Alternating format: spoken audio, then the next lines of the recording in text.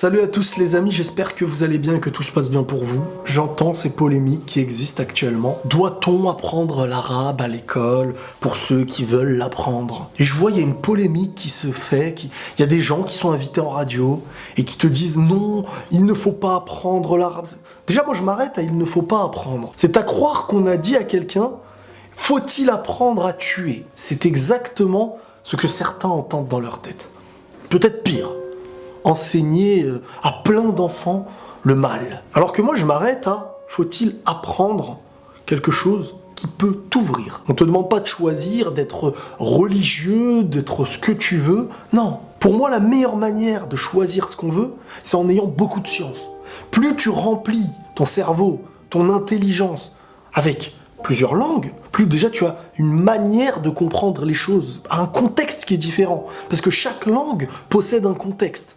Le français, si quelqu'un maîtrise bien le français, il en connaît le contexte parce qu'il y a des phrases, il y a des proverbes qui viennent de cette langue. Et tu ne le comprendras jamais mieux qu'en français. L'italien, l'espagnol, l'allemand, l'anglais, toutes les langues sur Terre, c'est une richesse. Et là, quand on en vient à l'arabe, eh ben ça fait polémique. Pourquoi?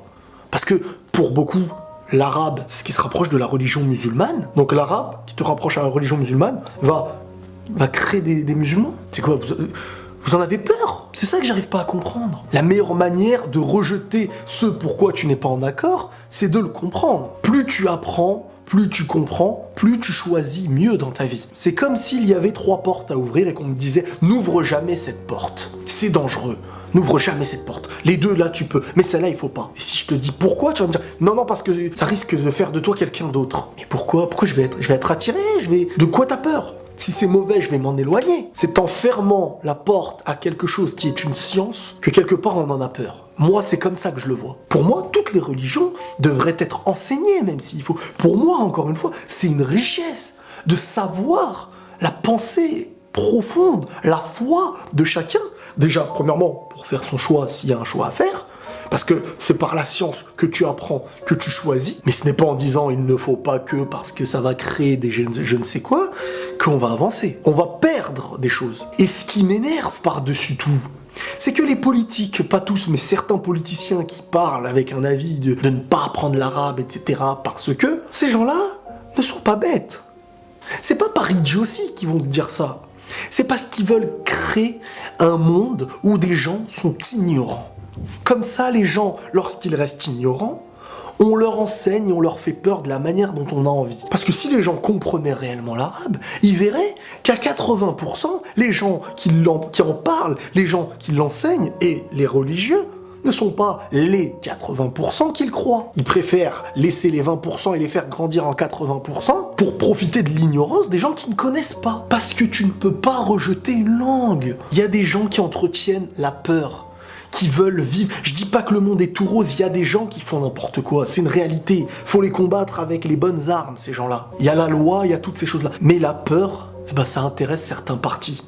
Parce qu'il n'existe plus sans cette peur. Et il faut créer toujours une zone d'ombre, une zone inconnue. Parce que cette zone qui est inconnue va être décrite par ces gens-là comme quelque chose qui à la base est faux pour faire peur à beaucoup d'entre eux. Donc au fond, ces gens-là savent que apprendre l'arabe est une richesse. La personne a tout à gagner, ne serait-ce que d'apprendre une langue étrangère. Parce que tu t'ouvres au monde. Parce que demain, tu peux bosser à l'étranger. Tu auras une ouverture que tu n'auras pas forcément eue si tu n'apprenais pas.